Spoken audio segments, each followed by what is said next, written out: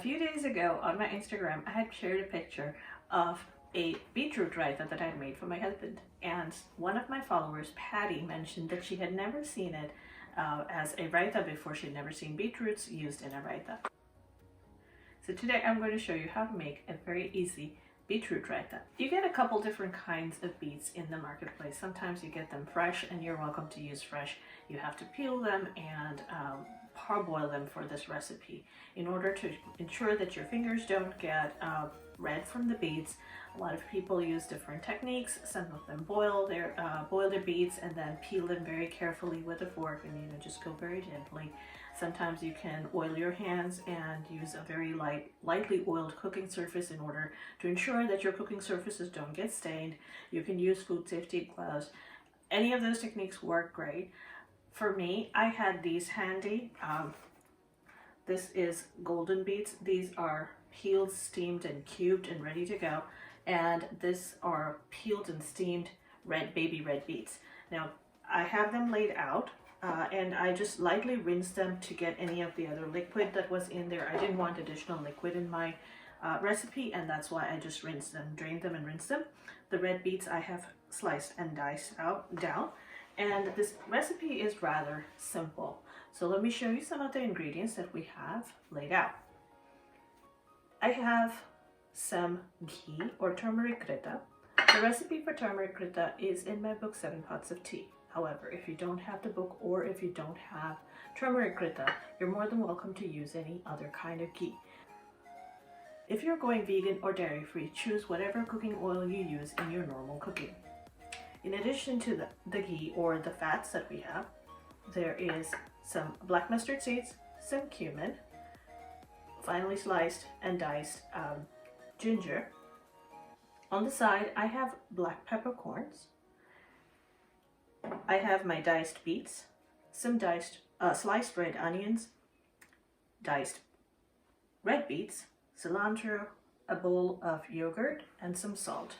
And the pan is warm. Let me show you how to get started.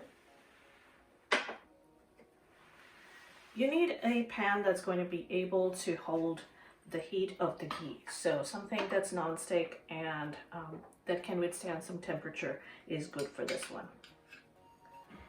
I have a large tablespoon of ghee in here, melted. As it begins to melt, you want to add about a tablespoon worth of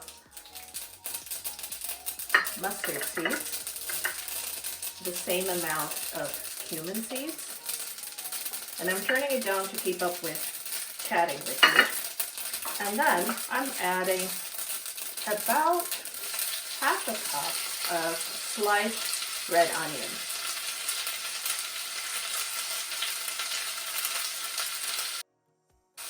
I added sliced red onions in here, and I've been stirring them for a little bit to ensure that the onions soften. If you don't like the flavor of the sliced red onions, you're welcome to use white onions. If you don't like onions at all, you can leave it out. It's a very easy to customize kind of dish. These take about half a minute to kind of soften and warm through, and you want it to be soft enough where their bite is not too sharp, but not so soft where they're starting to caramelize. So just enough so they soften very, very slightly. In addition to the onions, in order to add some additional seasoning, I have about a tablespoon and a half of chopped and sliced and mushed up ginger. Now I'm going to put some black peppercorns and I'm going to add just a couple of whole black peppercorns in there.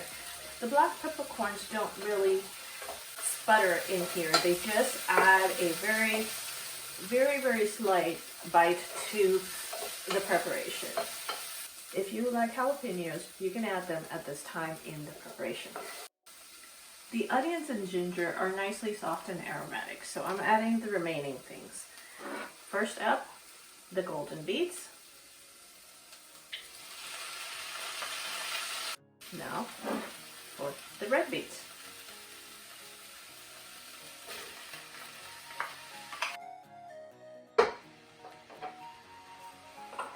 I had warmed up beets and the onions so that everything comes to the same temperature and the flavors are getting infused. I've also been tossing it a couple of times so that all the flavors of the onions, the ginger, the cumin, the little bits of mustard seeds, everything kind of mixes up and mixes in well.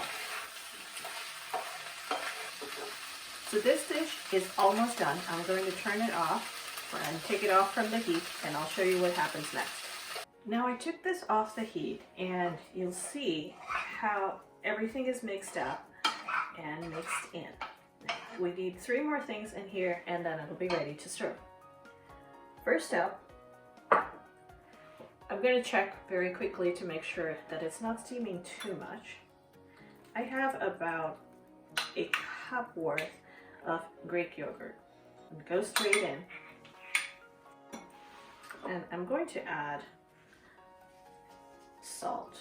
Salt it to taste. And you'll see all the colors kind of come together. You want to be sure that the yogurt or the Greek yogurt is mixed in well. And to add some extra color and flavor and freshness to the raita, I have some cilantro. Now, you're more than welcome to skip it if you have an aversion to cilantro, if you can't find it, but use whatever green you like in terms of trying to freshen it up or give that extra pump of color.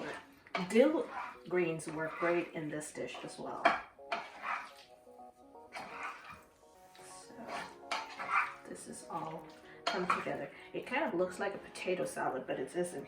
So you might be able to trick some of your friends into thinking they're eating a potato salad. So here we go.